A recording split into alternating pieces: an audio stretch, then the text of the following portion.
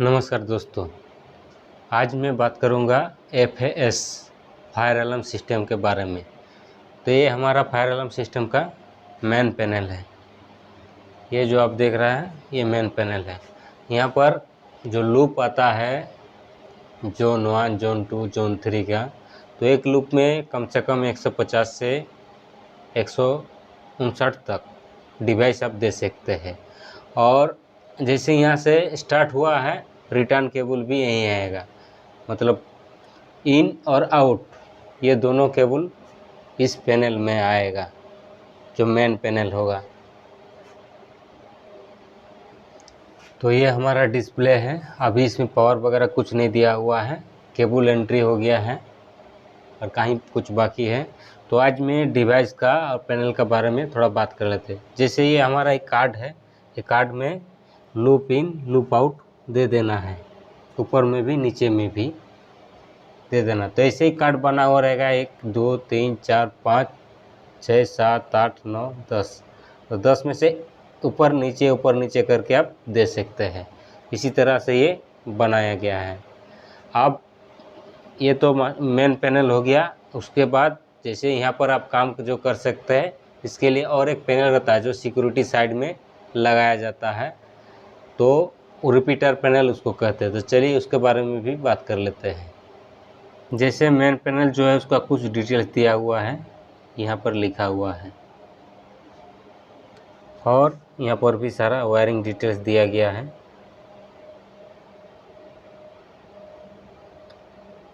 अब चलिए repeater panel की तरफ वहाँ बात कर लेते हैं।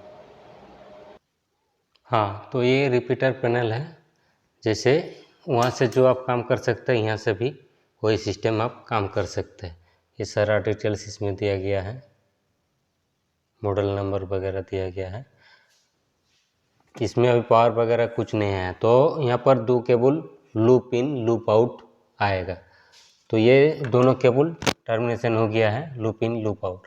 और यहाँ पर 24 वोल्ट का पावर दे देना है, जैसे ये दिया हुआ, यहाँ पर डिटेल्स लिखा हुआ है।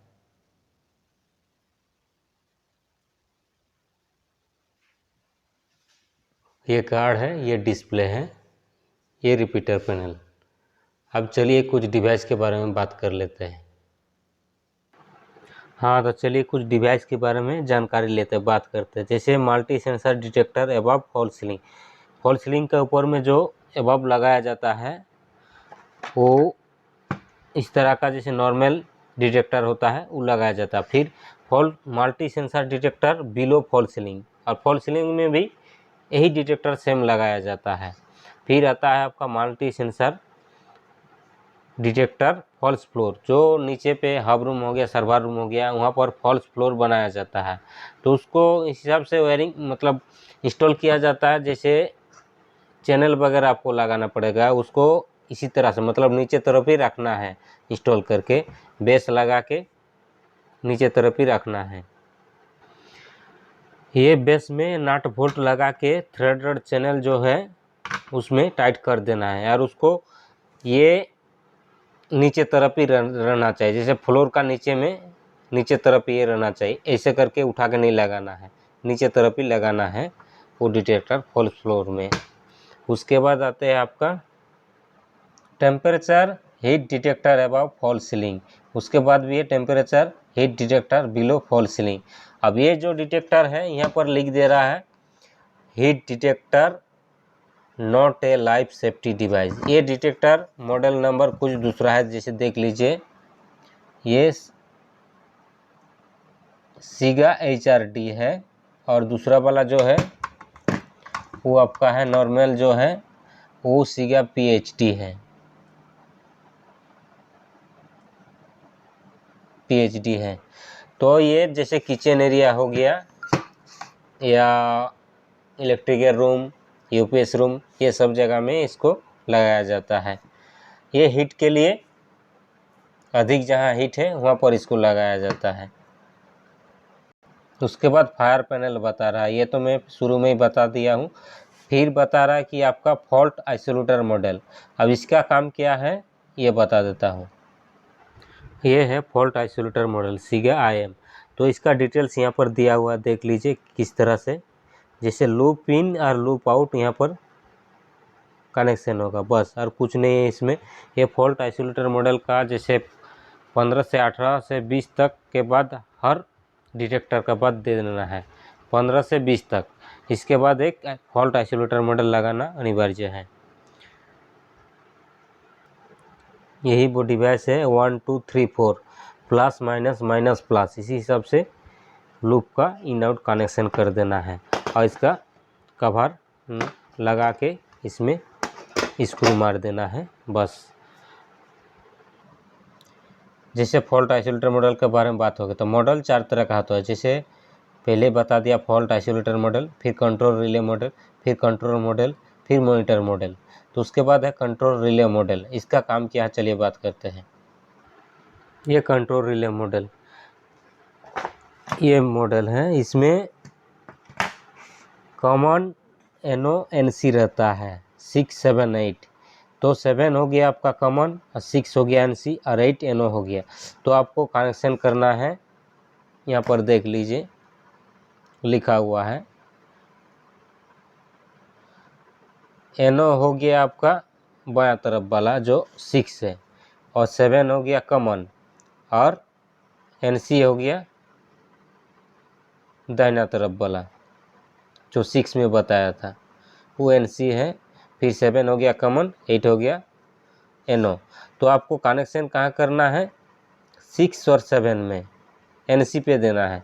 और इसका काम कहाँ कहाँ ज़रूरत पड़ता है, जैसे बिल्डिंग में हो गया, एस्केलेटर हो गया, लिफ्ट हो गया। इमरजेंसी में कहीं पर फायर आ गया है तो उस स्थिति में ये लिफ्ट हो गया, एस्केलेटर हो गया, एच हो गया, कोई भी अगर इलेक्ट्रिकल चीज़ जो है ये सिस्टम में लगा हुआ रहता है, डंपर हो गया या PAS जो पब्लिक एड्रेस सिस्टम रहता है, जैसे ये NC से NO हो जाएगा तो पब्लिक एड्रेस सिस्टम आपको स्पीकिंग मतलब बोलने लगेगा कि ए हुए टेंशन प्लीज, कहीं पर कुछ असुविधा है तो। और उस स्थिति में जितना एक्सेस डोर लॉक है वो NC से NO हो जाएगा तो पूरा डोर लॉक ओपन हो जाता है। और यही काम है CR मॉडल का। और नीचे तरफ देख लीजिए plus minus minus plus loop cable connection होके जाएगा इसका। ये जो दिखा 1 2 3 4 लिखा हुआ है। उसके बाद लिखा हुआ था कंट्रोल मॉडल लिखा हुआ था। कंट्रोल मॉडल का नंबर सीगा CC1। अब ये मॉडल नंबर है तो इसका काम क्या है, इसमें साथ में एक आपको रेजिस्टेंस भी दिया जाता है। तो ये कहाँ पर यूज करता है, जैसे कहीं हुटर का सिस्टम वहाँ पर लेना है 24 वोल्ट देके। ये मैनुअली वाला सिस्टम था, लेकिन अभी ऑटो सिस्टम आ गया है जो एड्रेसेबल जो है ऑटो में हो रहा है। तो मैनुअल में क्या होता है कि इसमें पावर देना पड़ता था, अभी भी पावर देना पड़ रहा है। जैसे 24 वोल्ट का जो SMPS बॉक्स होता है उसमें 2 बैटरी लगा के आपको देना पड़ता है तभी हुटर आपका काम करता है। तो इसको किस हिसाब से कनेक्शन करना है यहाँ पर डिटेल्स में दिया हुआ है। तो इसका लूप केबल है जो 1 2 3 4 में आएगा, प्लस माइनस माइनस प्लस। और इसका जो हुटर का केबल है वो आपका जाएगा 7 8 में दे देना है आउटपुट में। और पावर का केबल आपको जैसे 24 वोल्ट पावर इसमें देना है तो रेजिस्टेंस देके देना है। ऊपर में जो दिख रहा है 9 10 प्लस माइनस में ये जो रेजिस्टेंस है इसको देके कनेक्शन करना है। इसी हिसाब से ये कनेक्शन होगा। और उसके बाद जो दूसरा मॉडल आता है लास्ट में है मॉडल जो मॉनिटर मॉडल कहते हैं सीगा CT1। इसका काम क्या है, ये आपका जो लगा हुआ रहता है फॉलो स्विच हो गया, फायर पंप जो है वहाँ पर लगा हुआ रहता है हर स्टेयर का पास फ्लो स्विच बटरफ्लाई वाल्व। तो वहाँ का स्टेटस देने के लिए ये सिस्टम लगाया जाता है मॉनिटर मॉडल। इसका वही है 1 2 3 4 लूप इन लूप आउट, और 2 कोर का केबल आपको देके फ्लो स्विच में जाके कनेक्शन कर देना है जो 7 8 है उसमें कनेक्शन कर देना है। ये 4 मॉडल का बात हो गया। आप अगला कुछ बात करते हैं। उसके बाद क्या है मैनुअल कॉल पॉइंट MCP। जो ये हर स्टेयर का पास इसे लगाया जाता है। जैसे कहीं पर इमरजेंसी कुछ प्रॉब्लम हो गया तो मैन्युअली आप यहाँ पर ऑन कर सकते हैं।